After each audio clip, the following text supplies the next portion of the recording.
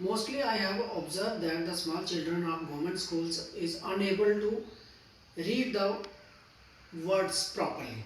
So that's why I have start a new invention, that is a teaching, that is a reading device.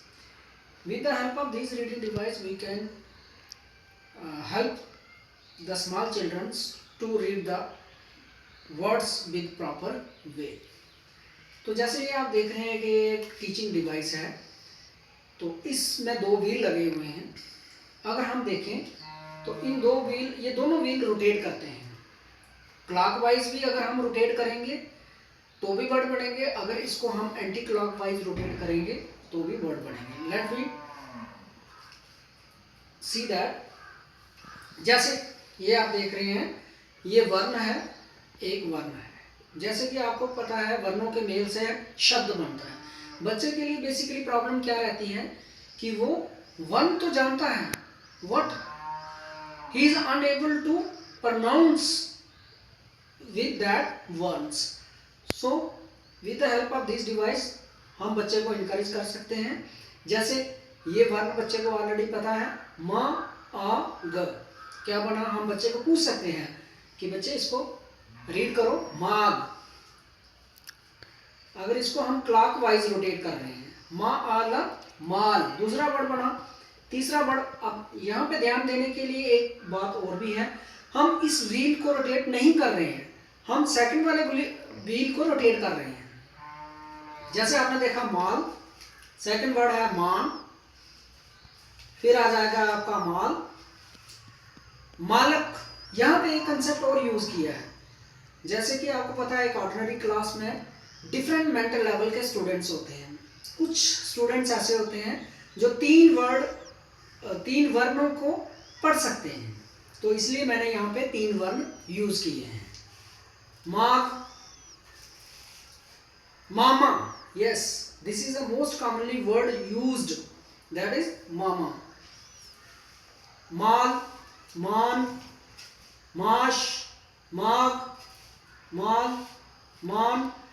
अब दूसरे word को हम rotate करते हैं, दूसरे व्हील को हम रोटेट करते हैं, तो ये वाला ना इधर ही रहेगा, ये वर्ण ना हम इस व्हील को रोटेट नहीं करेंगे, सेकंड वाले व्हील को रोटेट करेंगे तो भी वर्ड बनेगा। और सबसे पहले इसको हम क्लॉकवाइज रोटेट करते हैं। जैसे खान, कुन, राग, रान, दिन, दीन। यहां पे हम मात्रा का कंसेप्ट भी दे सकते हैं, छोटी ई की मात्रा और बड़ी ई की मात्रा।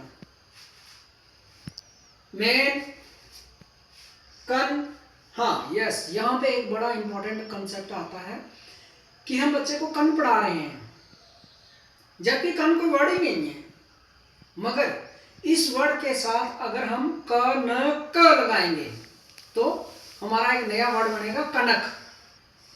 वो सेकंड स्टेज है। सेन, नान, मान, खान, कुन, रान, दिन, दीन, मैन, सेन, नान, मान। अब फिर से इसको रोटेट करते हैं एंटी क्लॉकवाइज, माल, माग, माश। अब इसको क्लॉकवाइज करेंगे, माग, मान, माल, मालक, माल, मामा, माल। अगर इन दोनों को रोटेट करेंगे तो नया वर्ड बनेगा। इन दोनों को यहां से रोटेट करेंगे, माल, खामा,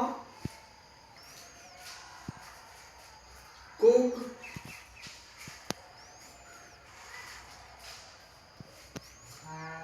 रालक, दिल, दीन। और सबसे बड़ी बात यह है कि अगर हम इसको क्लॉकवाइज, एंटी क्लॉकवाइज या एंटी क्लॉकवाइज रोटेट करेंगे तो भी वर्ड बनेगा।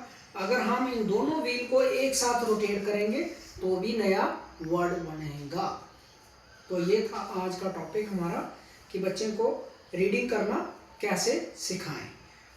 जैसे आप जानते हैं रीडिंग में एक इम्पोर्टेंट जिसको बोलते हैं कंसेप्ट फॉर्मेशन। अगर बच्चे को इनकरेज किया जाए किसी भी कंसेप्ट को पढ़ने के लिए, तो यहाँ पे एक चीज़ और भी है, कुछ वर्ड ऐसे हैं जिनके कोई कोई मीनिंग नहीं बन रहे हैं, मगर फिर भी हम उनको बच्चे को पढ़ा रहे हैं ताकि बच्चे में वो कॉन्फिडेंस डेवलप हो। जैसे एक वर्ड है कन,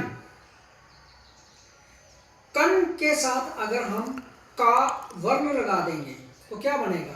कनक।